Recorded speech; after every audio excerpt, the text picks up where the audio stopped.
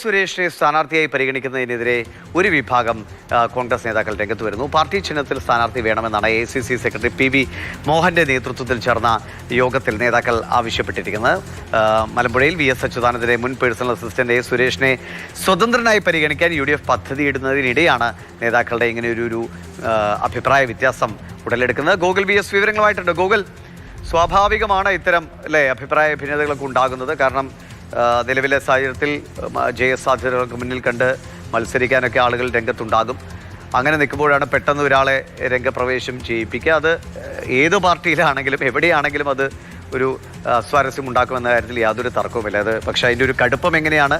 Party നേതൃത്വത്തിന് ഒതുക്കി തീർക്കാൻ പറ്റുന്ന കടുപ്പമാണോ, അതോ ഒരു വലിയ പ്രതിഷേധമോ ഒക്കെ ഉണ്ടാകുമോ?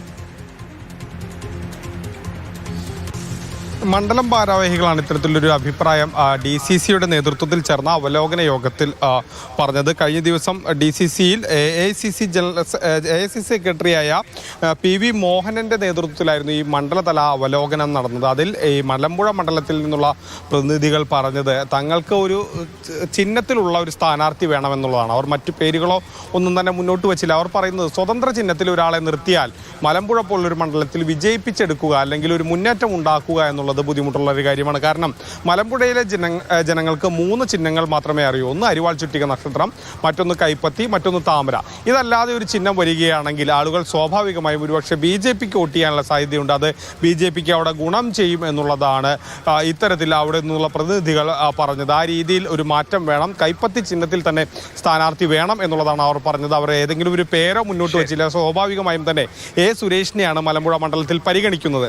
സുരേഷ് ഇത്തരത്തിൽ തന്നെ കൈപ്പത്തി ചിഹ്നത്തിൽ മത്സരിക്കില്ല എന്നുള്ള കാര്യം നേരത്തെ വ്യക്തമാക്കിയതാണ്. അദ്ദേഹം ഒരു സ്വതന്ത്രനായി മത്സരിച്ച് അവിടെ മുന്നേറാനുള്ളൊരു സാധ്യതയാണ് കണക്കാക്കുന്നത്. അങ്ങനെ മത്സരിക്കാനാണ് അദ്ദേഹം പദ്ധതി ഇടുന്നത്. പക്ഷേ അത് അല്ല, ഒരു സ്വതന്ത്ര ചിഹ്നം പോരാ, കൈപ്പത്തി ചിഹ്നത്തിലുള്ള ഒരു സ്ഥാനാർത്ഥി വേണമെന്നാണ് ഉണ്ടാകാവുന്ന ഒരു കാര്യമാണ്. ഇപ്പൊ അദ്ദേഹം പറഞ്ഞു ഞാൻ കൈപ്പത്തി ചിഹ്നത്തിൽ മത്സരിക്കില്ല എന്ന് പറയുമ്പോൾ കൈപ്പത്തിക്ക് വോട്ട് ചെയ്ത് ശീലിച്ചവർക്ക് തങ്ങളുടെ ചിഹ്നത്തിൽ മത്സരിക്കില്ല എന്ന് പറഞ്ഞ ഒരു സ്വതന്ത്രന് വോട്ട് ചെയ്യണോ എന്നൊക്കെ ചിന്തകളൊക്കെ ഉണ്ടാകും. ഈ ചിഹ്നങ്ങളൊക്കെ ആളുകൾക്ക് കാണുന്ന പ്രേക്ഷകർക്കുണ്ടാവും വൈകാരികമായ ചില അടുപ്പൊക്കെ ഉണ്ടാവും. അത് ഏത് ചിഹ്നത്തോടാണെങ്കിലും കാലങ്ങളായി നമ്മൾ പിന്തുടരുന്ന ഒരു പ്രത്യയശാസ്ത്രം അതൊക്കെ. അപ്പോൾ അതിൽ നിന്ന് മാറി ഒരാളെ കൊണ്ടുവന്നു കഴിഞ്ഞാൽ ആളുകൾക്ക്, സാധാരണക്കാരായ വോട്ടർമാർക്ക്, മനുഷ്യർക്കൊന്നും പെട്ടെന്ന് ഉൾക്കൊള്ളാനൊന്നും കഴിയില്ല.